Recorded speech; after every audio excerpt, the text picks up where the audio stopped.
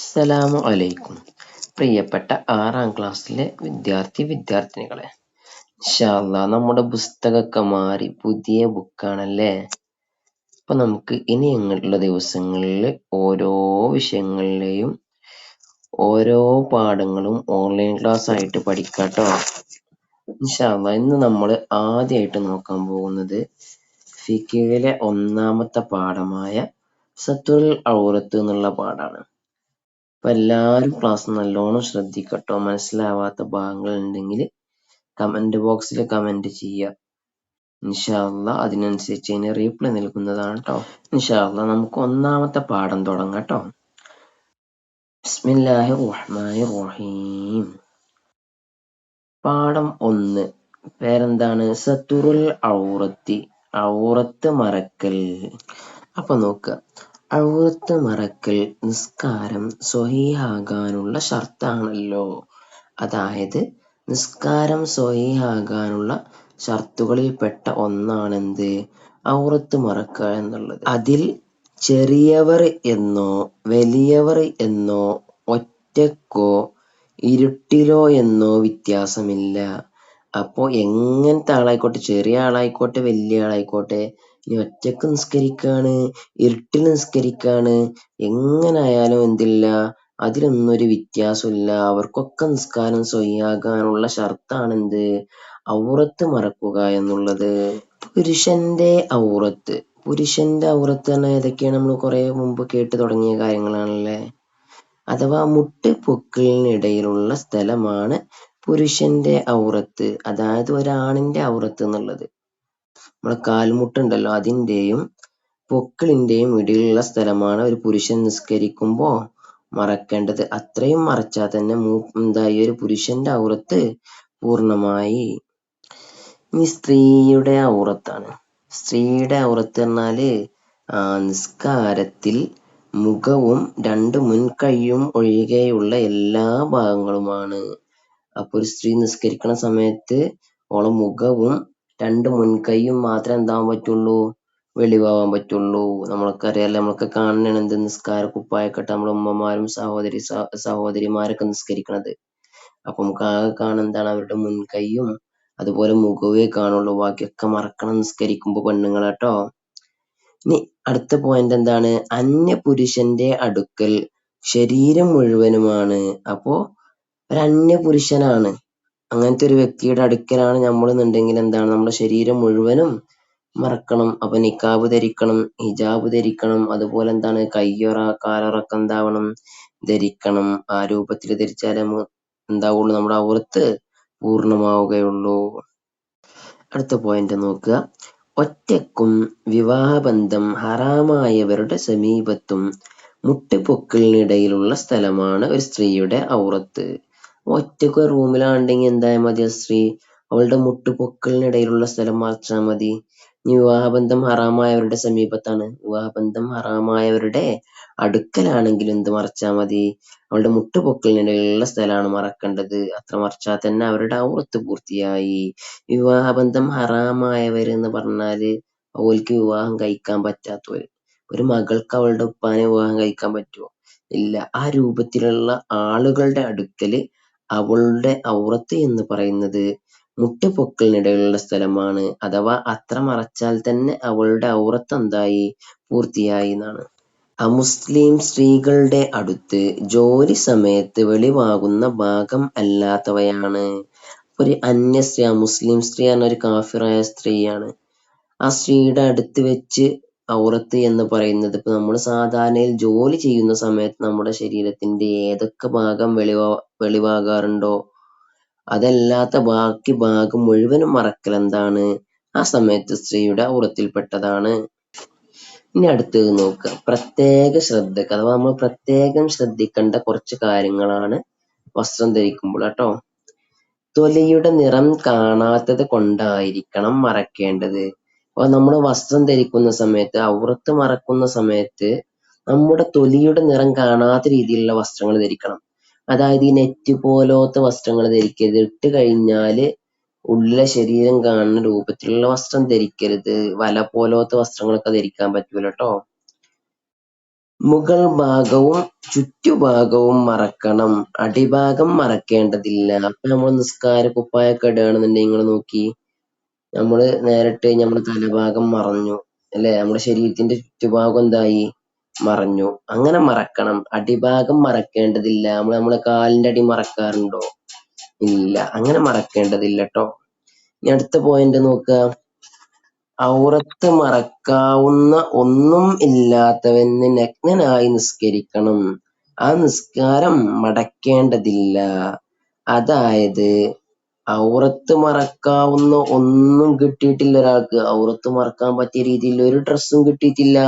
അങ്ങനത്തെ ഒരാളുണ്ടെങ്കിൽ ആരും കാണാത്ത രീതിയിൽ എവിടുന്നും കിട്ടാല്ല ഡ്രസ്സ് ഔറത്ത് മറക്കാൻ. ആ രൂപത്തിലാണെങ്കിൽ മാത്രം എന്താവാ, നഗ്നനായിട്ട് അഥവാ വസ്ത്രങ്ങളൊന്നും ഇല്ലാതെ തന്നെ അവനക്ക് നിസ്കരിക്കാം. ആ നിസ്കാരം പിന്നെന്താവണമെന്നില്ല, മടക്കേണ്ടതില്ല. ഇനി അടുത്തത് നോക്കുക, സുന്നത്തുകള്. അതായത് നമ്മൾ വസ്ത്രം ധരിക്കുമ്പോൾ, ഔറത്ത് മറക്കുമ്പോൾ നമ്മൾ സ്വീകരിക്കേണ്ട കുറച്ച് സുന്നത്തുകളാണ് പറയണത് കേട്ടോ. നോക്കുക, രണ്ട് വസ്ത്രം മാത്രമുള്ളവൻ ഒന്ന് ധരിക്കുക. അപ്പൊ രണ്ട് വസ്ത്രം ഉണ്ട് ഒരാൾക്ക്, അപ്പൊ അയാൾ നിസ്കരിക്കാൻ നിൽക്കാണ്ടെങ്കിൽ എന്താണോ അതിൽ ഒരു വസ്ത്രം ധരിക്കുക. മറ്റൊന്ന് മുമ്പിൽ മറയുണ്ടെങ്കിൽ മേൽ തട്ടമാക്കുക. അഥവാ നമ്മളെ മുമ്പിൽ നിസ്കരിക്കാൻ മറണ്ട്, രണ്ട് വസ്ത്രം ഉണ്ട് നമ്മുടെ അടുത്ത്, അപ്പൊ ഒരു വസ്ത്രം നമ്മൾ ധരിക്കുക, രണ്ടാമത്തെ വസ്ത്രം നമ്മളെ മേൽത്തട്ടമാക്കുക. അതുപോലെ തോൾക്കൂടിയൊക്കെ ഇടാൻ ആണുങ്ങളാണെങ്കിൽ തോൾക്കൂടിയൊക്കെ ഇടുക, ആ രൂപത്തിൽ എന്താവുക, മേൽത്തട്ടമാക്കുക. ഇല്ലെങ്കിൽ അത് മുസല്ലയാക്കുക. അപ്പൊ മറ ഒന്നുമില്ല, നമ്മളൊക്കെ രണ്ട് വസ്ത്രം ഉണ്ടെങ്കിൽ ഒന്ന് ധരിക്കും ചെയ്യുക, എന്നിട്ട് മറ ഇല്ലെങ്കിൽ രണ്ടാമത്തെ എന്താക്കുക, മുസല്ല ആക്കിങ്ങാണ്ട് അതിൽ നിസ്കരിക്കുക ട്ടോ. പിന്നെ നിസ്കാരത്തിൽ നല്ല വസ്ത്രം ധരിക്കുക, തലയും ചുമലും മറക്കുക. അവ നിസ്കരിക്കുന്ന സമയത്ത് തലയും മറക്കണം, ചുമലും മറക്കണം. അതായത് നമ്മുടെ ഷോൾഡർ എന്താവണം, മറക്കണം ട്ടോ ആൺകുട്ടികള്. വെള്ള വസ്ത്രം ആണ് ഏറ്റവും ശ്രേഷ്ഠം. അഥവാ നിസ്കരിക്കുന്ന സമയത്ത് ഏറ്റവും ശ്രേഷ്ഠമായ വസ്ത്രം ഏതാണ്? വെള്ളയാണ്. അഫ്ദൽ ലിബാസി അബിയദ് എന്നൊക്കെ ഉണ്ട് ട്ടോ. ഇനി അടുത്തത്, പെരുന്നാൾ ദിവസം വില കൂടിയ വസ്ത്രമാണ് അഫ്ദല്. അതായത് ഏറ്റവും ശ്രേഷ്ഠമായ വസ്ത്രം എന്നുള്ളത് പെരുന്നാൾ ദിവസം വില കൂടിയ വസ്ത്രമാണ്. അത് കരുതിങ്ങാണ്ട് നല്ല വിലയുള്ള തന്നെ എടുക്കണം എന്നില്ല. ഇമാരിപ്പാരൊക്കെ സാമ്പത്തിക സ്ഥിതി മനസ്സിലാക്കിയിട്ട് അതിനനുസരിച്ച് വസ്ത്രം എടുക്കുക ട്ടോ. ശരീരവണ്ണം പ്രകടമാകുന്ന വസ്ത്രം പുരുഷന് ഉത്തമമല്ല. അഥവാ ഇട്ട് കഴിഞ്ഞാൽ ശരീരം അവന്റെ പള്ളൊക്കെ നേരിക്കിന് കാണും, നല്ല ടൈറ്റ് ആയിട്ട് ഇരിക്കുന്ന ഷർട്ടൊക്കെ ഉണ്ടല്ലോ, ആ രൂപത്തിലുള്ള വസ്ത്രം പുരുഷന് ഉത്തമമല്ല, അതായത് നല്ലതല്ല. ഇനി സ്ത്രീകൾക്ക് അത് കറാഹത്താണ്. സ്ത്രീകൾക്കാണെങ്കിൽ ശരീരം പ്രകടമാകുന്ന നല്ല ടൈറ്റായ വസ്ത്രം ഇടുക, ഓലെ ശരീരമൊക്കെ നേരെ ഇങ്ങനെ കാണും, ആ രൂപത്തിലുള്ള വസ്ത്രം ധരിക്കല് കറാഹത്താണ്. കറാഹത്ത് എന്ന് പറഞ്ഞാല് 40 കറാഹത്ത് ചെയ്താല് ഒരു ഹറാമ് ചെയ്തതിന് തുല്യാണ്. അപ്പൊ ആ കാര്യങ്ങളൊക്കെ ശ്രദ്ധിക്കുക. വസ്ത്രമൊക്കെ എടുക്കുന്ന സമയത്ത് ഇതൊക്കെ നോക്കിയിട്ട് വേണ്ട നമ്മൾ വസ്ത്രമൊക്കെ എടുക്കാന്. ഇനി അടുത്ത പോയിന്റ് നോക്കുക, എന്താണ്, നജസായ നനവില്ലാത്ത വസ്ത്രം നിസ്കാരത്തിൽ അല്ലെങ്കിൽ ധരിക്കാവുന്നതാണ്. അപ്പൊ നമ്മളെയൊക്കെ ഒരു വസ്ത്രം ഉണ്ട്, ചെറിയൊരു നജസ് ഉണ്ട്, പക്ഷെ നനഞ്ഞിട്ടില്ല ആ കുപ്പായം, അങ്ങനെ ഉണ്ടെങ്കിൽ എന്താവാം, നിസ്കാരം അല്ലാത്ത സമയത്ത് അത് ധരിക്കാം. ഓക്കെ, ഇനി അടുത്തത് നോക്കട്ടോ. സ്വർണം, വെള്ളി, പട്ട് എന്നിവയെ കുറിച്ചാണ് ഇനി പറയണ ട്ടോ. പട്ട് വസ്ത്രങ്ങള്, സ്വർണം, വെള്ളി ആഭരണങ്ങൾ എന്നിവ പുരുഷന്മാർക്ക് ഹറാമാണ്. അവ പുരുഷന് പട്ട് ധരിക്കല് ഹറാമാണ്, സ്വർണം ധരിക്കല് ഹറാമാണ്, വെള്ളി ധരിക്കൽ എന്താണ്, ഹറാമാണ്. അപ്പൊ ഒരു സംശയം ഉണ്ടാവൂലോ നിങ്ങക്ക്, ആ പുസ്തകം ചെറിയ കുട്ടികളെ മേത്തൊക്കെ സ്വർണം വെള്ളിയും കാണലുണ്ടല്ലോ, ആ കുട്ടികളെ മേത്തുന്നല്ലേ? പുസ്തകത്തിലെ വാക്കി നോക്കി നിങ്ങള്. പ്രായപൂർത്തിയാകാത്ത ആൺകുട്ടികൾക്ക് ഇവ ധരിപ്പിക്കൽ അനുവദനീയമാണ്. അതുകൊണ്ടാണ് നമ്മൾ ചെറിയ കുട്ടികൾക്ക് സ്വർണ്ണമൊക്കെ വാങ്ങിക്കൊടുക്കുന്നത്. ചെറിയ കുട്ടികൾക്ക് നമ്മൾ വെള്ളി വാങ്ങിക്കൊടുക്കും. അപ്പൊ ചെറിയ ആൺകുട്ടികൾക്ക് എന്താവാ, സ്വർണം വെള്ളിയൊക്കെ അവർക്ക് ധരിപ്പിക്കൽ, അതായത് ഇട്ട് കൊടുക്കൽ എന്താണ്, അനുവദനീയമാണ്. അപ്പോഴും നിങ്ങൾക്ക് സംശയം ഉണ്ടാവും, ഈ വലിയ വലിയ ഉസ്താദ്മാരെ കൈക്ക് അല്ലെങ്കിൽ വലിയ ആണുങ്ങളെ കയ്യുമൊക്കെ വെള്ളി കാണലുണ്ടല്ലോ ഉസ്താദ് എന്നല്ലേ. അടുത്ത പോയിന്റ് നോക്കിയാൽ മതി, എന്താണ്, ഒരു വെള്ളി മോതിരം ചെറുവിരലിൽ അണിയൽ പുരുഷന് സുന്നത്താണ്. ഏത് വിരലിലാണ്? ചെറിയ വിരലിൽ അണിയലാണ് എന്ത്, പുരുഷന് സുന്നത്തട്ടോ. ഒരു വെള്ളി മോതിരം എന്താവാ ധരിക്കട്ടോ. അത് വലത് കൈയിലാവലാണ് ഉത്തമം. ചൂണ്ടുവിരലിലും നടുവിരലിലും കറാഹത്താണ്. വലത് കയ്യിലെ ചെറുവിരലില് ധരിക്കലാണ് ഏറ്റവും ഉത്തമം ട്ടോ. ഇവിടെ മനസ്സിലാക്കേണ്ട ഒരു കാര്യം ഒരു മോതിരാണ് പറഞ്ഞത് പുരുഷന് സുന്നത്ത് എന്നുള്ളത്. ചിലവരൊക്കെ കൗത്തുകൂടിയൊക്കെ കാണുന്നത് മാലൊക്കെ ഇട്ടിട്ട് അതൊന്നും പറ്റൂല ട്ടോ. അതൊന്നും ഇസ്ലാമില് അനുവദനീയമല്ല. മാലയും വളയൊന്നും ഇടല് ആണുങ്ങള്. പുരുഷന്മാർക്ക് ആകെ അനുവദനീയമാക്കിയത് ഒരു വെള്ളിന്റെ മോതിരം ചെറുവിരലിൽ ധരിക്കല് സുന്നത്താണ് എന്നാണ്. ഇനി അടുത്ത പോയിന്റ് നോക്ക്, എന്താണ് ചായം കൊടുക്കൽ. ചായം കൊടുക്കൽ എന്ന് പറഞ്ഞാൽ എന്താ അറിയോ? കളറ് കൊടുക്കൽ ട്ടോ. ഒന്നാമത്തെ പോയിന്റ് എന്താണ്? നെയ്തതിന് ശേഷം കളറ് ചെയ്ത വസ്ത്രം ധരിക്കൽ കറാഹത്താണ്. അപ്പൊ നമ്മൾ അടിച്ച് തുന്നി കഴിഞ്ഞൊരു വസ്ത്രാണ്. ഇപ്പൊ ഷർട്ട് പറഞ്ഞാൽ ഷർട്ടിന്റെ മോഡൽ ആയിക്കണു, ഷർട്ട് ആയിക്കണു ആ വസ്ത്രം, അത് കൊണ്ടുപോയിട്ട് എന്താവുക, കളറിൽ മുക്കുക. അങ്ങനെ അതൊക്കെ കളറിൽ മുക്കൽ എന്താണ്? കറാഹത്താണ് ട്ടോ. അടുത്ത പോയിന്റ് നോക്ക്, എന്താണ്? നരച്ച മുടിക്ക് ചുവപ്പോ മഞ്ഞയോ കളർ കൊടുക്കൽ പുരുഷന് സുന്നത്തും കറുപ്പിക്കൽ ഹറാമുമാണ്. അഥവാ ഒരു പുരുഷന്റെ മുടി നരക്കുമല്ലോ, നമ്മളെ വീട്ടിലൊക്കെ ഉണ്ടാവും വല്യപ്പമാരും ഉപ്പമാരൊക്കെ മുടി നരച്ചു കഴിഞ്ഞാല് അത് ചുവപ്പ് കളറോ അല്ലെങ്കിൽ മഞ്ഞ കളറോ എന്താവാ കൊടുക്കുക. ആ കളർ കൊടുക്കൽ സുന്നത്താണ്. കറുപ്പ് കൊടുക്കൽ എന്താണ്? ഹറാമാണ്. അപ്പൊ നരച്ച മുടിമ കറുപ്പ് കളർ കൊടുക്കാൻ പറ്റൂല, അത് ഹറാമാണ് ട്ടോ. ലാസ്റ്റ് പോയിന്റ് ആണ് ഈ പാഠത്തിൽ, എന്താണ്?